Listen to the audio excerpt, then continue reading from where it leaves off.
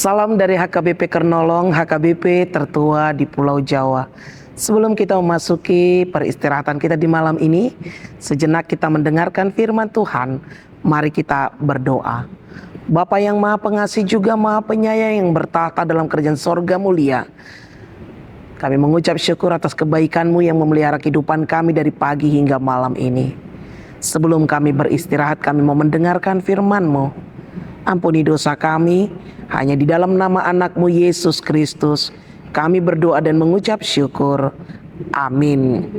Firman Tuhan renungan bagi kita di malam ini sesuai dengan bacaan malam Almanak HKBP 2026, Rabu 8 April 2026, dari Injil Matius pasalnya yang ke-17, dimulai dari ayatnya yang pertama hingga ayatnya yang ke-13, dan yang menjadi pembimbing renungan ayat 5. Dan tiba-tiba sedang ia berkata-kata, turunlah awan yang tenang menaungi mereka. Dan dari dalam awan itu terdengar suara yang berkata, inilah anak yang kukasihi, kepadanya lah aku berkenan, dengarkanlah dia. Dengarkanlah dia. Bapak Ibu yang dikasihi Tuhan Yesus Kristus, pernahkah kita merasakan berada di tengah keramaian dan sulit mendengar suara orang yang berbicara tepat di depan kita? Dunia kita sangat bising dengan berbagai pendapat, baik di media sosial dan penuh dengan kekhawatiran. Namun, di tengah semua kebisingan itu, ada satu perintah instruksi langsung dari Allah Bapa bagi kita semua. Apakah itu? Dengarkanlah dia.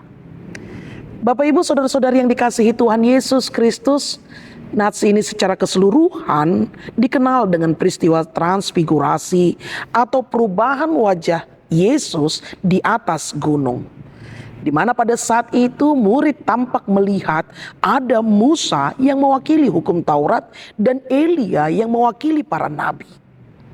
Namun Allah tidak menyuruh murid-murid itu mendengarkan Musa atau Elia, tetapi Yesus. Awan yang terang melambangkan simbol kehadiran Allah yang kudus, dan anak yang kukasihi itu merupakan penegasan bahwa Yesus bukan hanya sekedar guru atau nabi, tetapi Allah yang menjadi manusia. Dengarkanlah dia, tentu sekali ini merupakan kalimat perintah imperatif di mana ada keharusan. Fokus utama hidup orang percaya hanya harus tertuju pada perkataan dan pribadi Yesus. Bapak Ibu saudara-saudari yang dikasihi Tuhan Yesus Kristus, bagaimana dengan kita?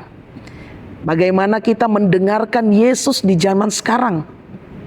Kita tidak bisa mendengar suara Yesus jika kita tidak pernah membaca Alkitab. Tentu Alkitab adalah suara Tuhan yang tertulis, suara Tuhan yang tertulis.